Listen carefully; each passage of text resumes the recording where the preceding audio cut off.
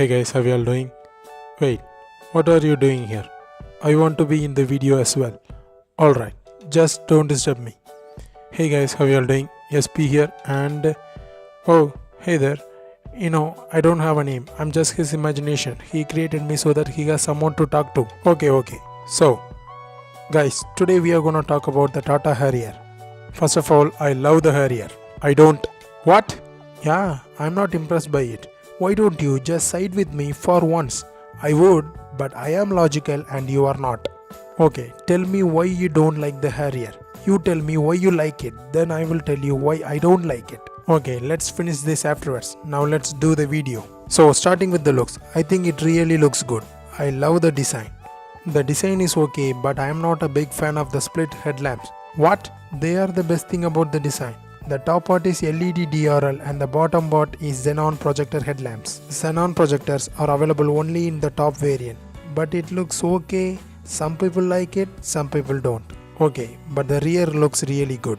I can't argue with that. The rear does look really good. From the side, it is okay, but something is off. I think it is the wheels. The wheels are too small for this car. They are 17-inch, but their design look really awful. I can understand why they went with the 17-inch wheels, for bigger sidewalls and whatnot. 19-inch like in Hexa would look really good in this car. Now, let's talk about the chassis. It is made in the Land Rover's platform. No, it's not. It is made on the Omega R platform, which is derived from the Land Rover's D8 platform, which underpins Discovery Sport. But the D8 is an all-aluminum platform and the Omega Arc is just a normal steel construction. The aluminum is much stronger and lighter than the steel, but still the Omega Arc platform is lighter than the D8 platform. So, there are some significant changes to the chassis. Okay, it's not exactly the same but derived from the Land Rover's platform. Now let's talk about the interior. I love the interior. Me too. I love the brown and black combination and I love the wood finishing on the dashboard. Is it a real wood? I think so. It is said in their website that it is a dark brown oak wood, but it's not said whether it is a real or fake, so I assume it is a real one. But it does look nice. I like the seat color as well. I like the dark brown color and I think it gives it a premium look. I do not know how it's gonna look without the wood paneling and the brown seats in the lower variants. Yeah, but the interior space is huge. That is one of the benefits of having this platform. It has a really big wheelbase when compared to its rivals. So in the inside, the legroom and shoulder room is really huge. And I am sure it can seat 3 people at back with comfort on a long trip. And it has enough space in the boot at 425 liters to carry all their luggages as well. And you can fold the rear seats and you can increase the boot space to 810 liters.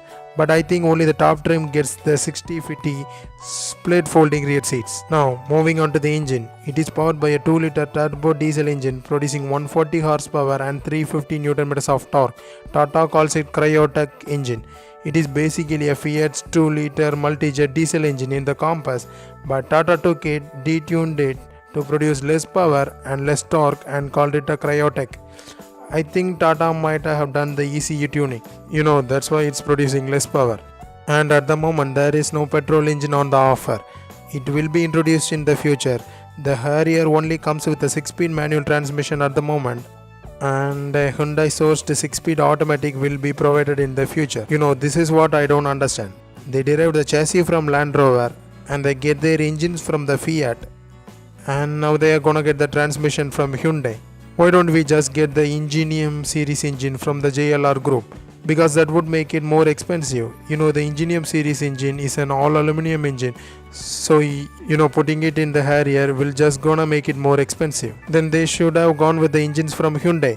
Hyundai has both a 2-liter petrol and a diesel engine, which are mated to both a 6-speed manual and a 6-speed automatic transmission. Instead of mix and matching the chassis from one manufacturer, then an engine from another manufacturer, then a transmission from another manufacturer, they should have went for the combo of an engine and transmission from Hyundai. It would be easy. Who knows, maybe that engine does not fit in the Harrier. Well, Tata did modify the chassis to fit the Fiat's engine, and if they did that, they could have done that same type of modification to fit the Hyundai's engine as well, which would have saved them a lot of time and money in the R&D. So what now? You are a specialist in engineering and production? No, but I am just having a suggestion. It is just a front wheel drive at the moment. Well, they could have got the all wheel drive system from Hyundai as well, along with the engine and transmission. Will you stop? Did Hyundai pay you to say all this? Idiot. I am your imagination. No one would pay me. Stupid. Man, why are you so harsh today? Let's move on. Now let's talk about the features. It gets a 8.8-inch touchscreen infotainment system with Apple CarPlay and Android Auto, and also there is a 9-speaker JBL audio system. Yeah, but that is only on the top XEZ trim. The mid-2 variant get a 7-inch touchscreen infotainment system, and the audio speakers are not from JBL, and the base variant doesn't even get an infotainment system. It costs more than 14 lakhs on road, but it doesn't even get an AM FM radio. What are we living in? 2000s? Yeah, but let me continue on the features that are present in the top variants. It gets automatic climate control, automatic headlamps, automatic rain sensing wiper, cruise control, on and off-road ABS, rear parking sensor and a rear camera as well. Now take all the features and throw it and you have a base trim. No one cares about the base trim. No, they do. People do care about the base trim. Especially when you are paying almost 14 lakhs on road for the base trim, you expect to have some standard features. I know many cars doesn't have many features in its base trim, but when you are paying this much amount of money, you should at least have an audio system as standard. Okay, I can understand. Now let's talk about the safety features. It gets 2 airbags along with ABS and EBD as standard, and the top variant gets 6 airbags, traction control, stability control, electronic stability program, cornering stability, rollover mitigation, and hill hold and hill descent control, many more etc. I know it will perform well in crash tests since most of the Tata cars do, so let's wait and see. The suspension duty is handled by the MacPherson strut at the front and a twist blade suspension in the rear. It is just a twist beam suspension. Tata calls it twist blade to make it sound cool, and it does not get an independent suspension like the Disco Sport. Yeah, but you have so many tech and safety features, but misses out on sunroof, electrical adjustable driver seat and height adjustable seat belts. Now let's get to the price. It starts at 12.69 lakhs ex-showroom for the XC base trim and goes all the way up to 16.25 lakhs for the top of the line XEZ trim. I think it is priced really well.